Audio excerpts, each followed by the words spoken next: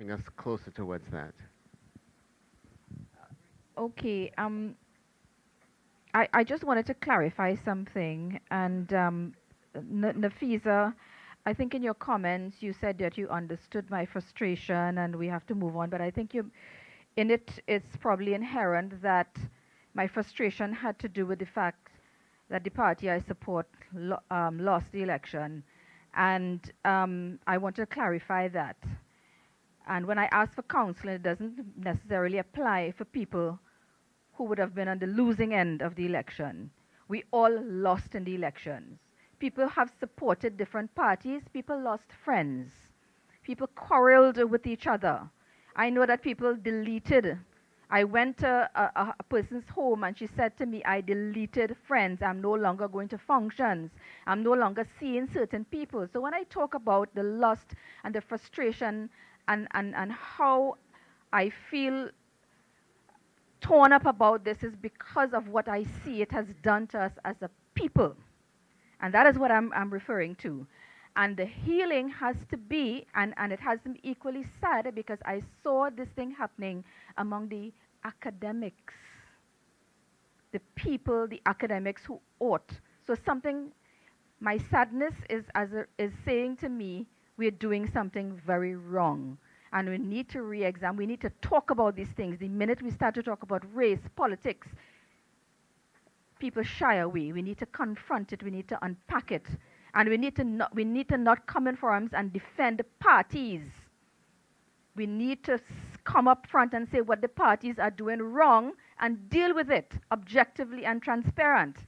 That is what these forums should be about, not defending a position of a party and trying to explain why party X or party Y is doing this. And unless we need to do that, and this is an answer to your question, what we do. This is how we have to do. The young people, all of us, have to get together and unpack this thing and determine a way forward and chart that way forward and to move with it.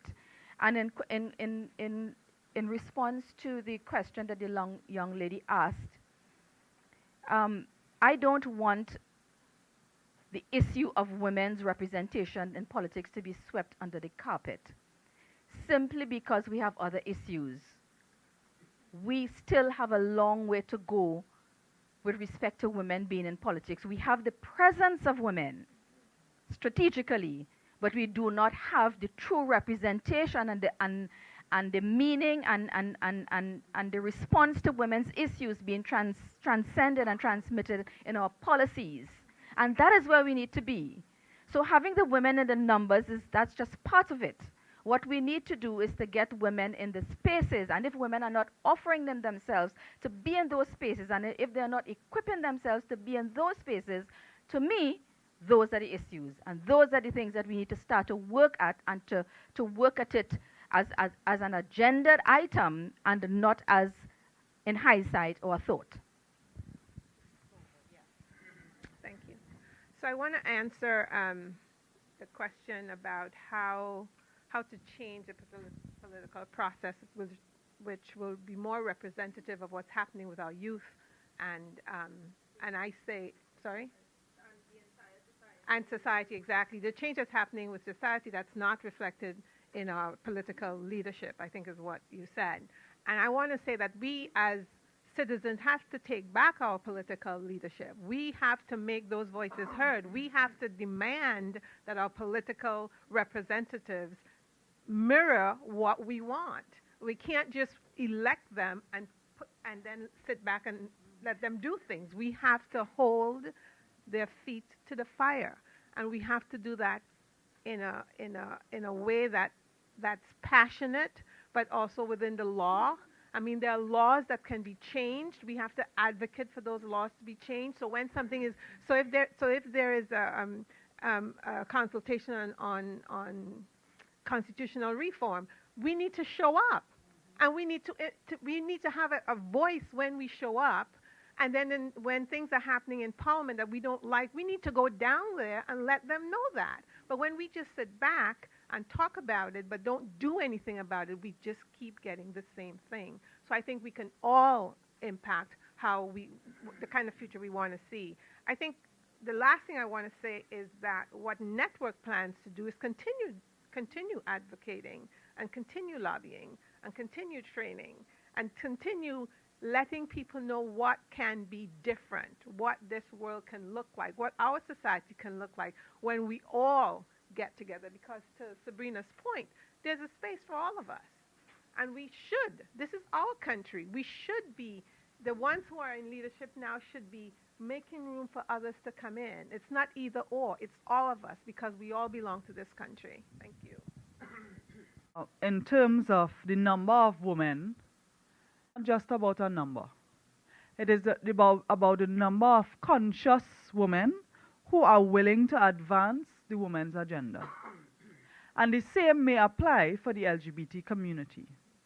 So it is not just about having a lesbian or gay or transgender person elected in office. It is about a person who is willing to advance your cause, whether they are heterosexual or gay. I also want to feel that it is important for me as a young person and as a person who came into politics because of grassroots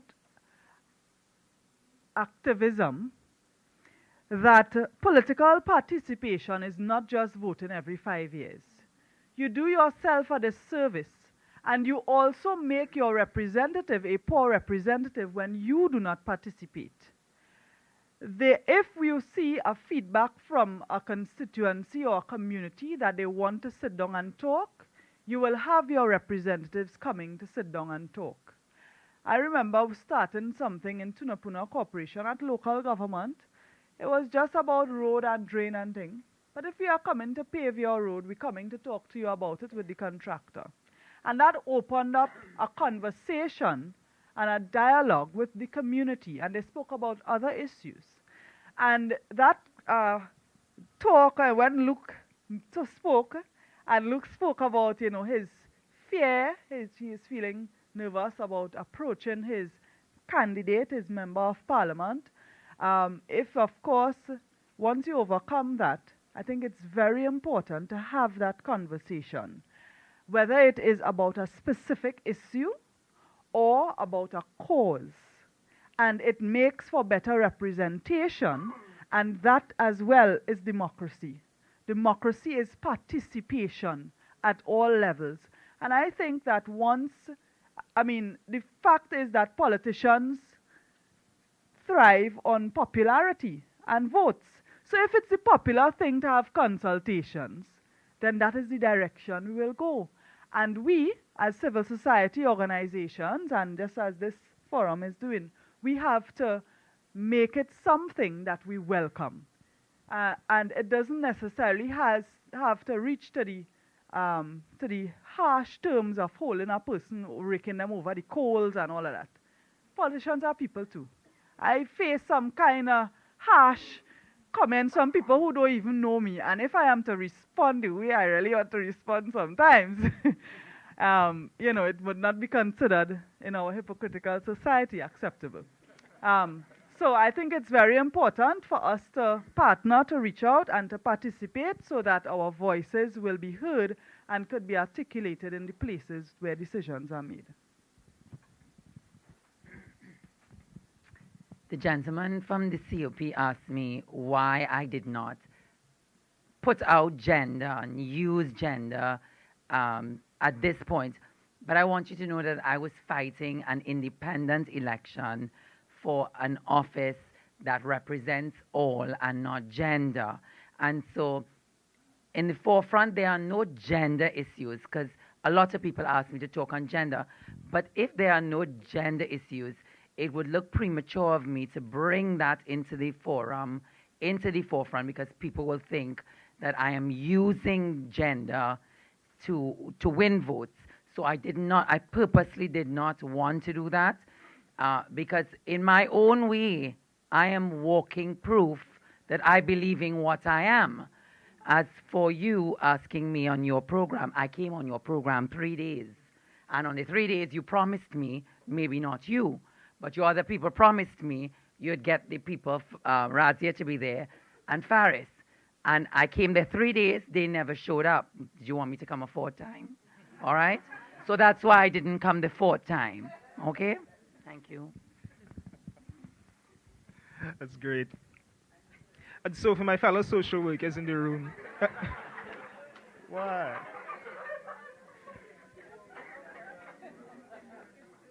For a long time, I feel like as social workers have felt like we're the bastard child of the sciences. And so in an effort to make ourselves more professional, we've kind of adopted this role well, not to make a long story short, we found that where we begin to put an emphasis on the client, that is unhealthy. So for instance, the client comes into our office, and we've been having this conversation now as talking about homophobia as being traumatic, homophobia as trauma.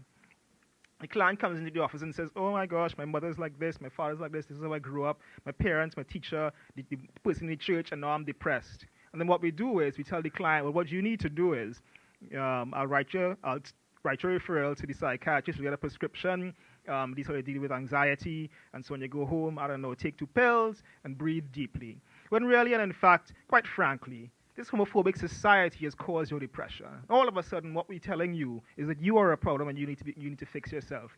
Social workers have a duty. I think anybody in the helping professions have a duty to resist homophobia. And that's why we talk about the narrative of resistance as an imperative in our work.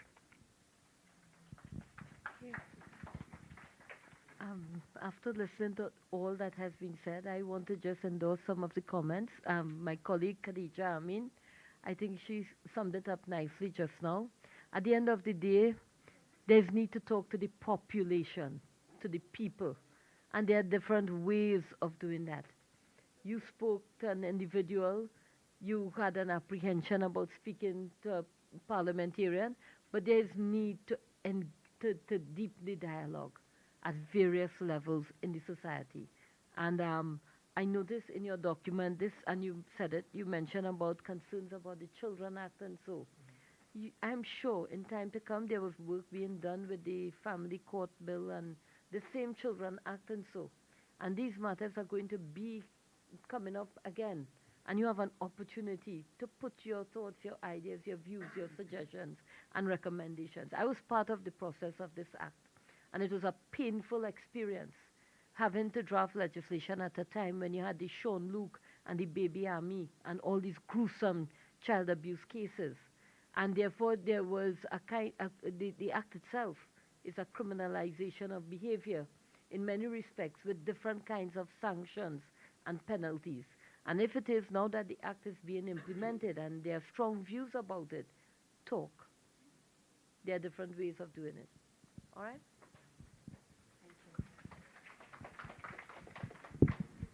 Everyone, we have a new government. Maybe in 5 years we'll have a new government again. But this is an old struggle.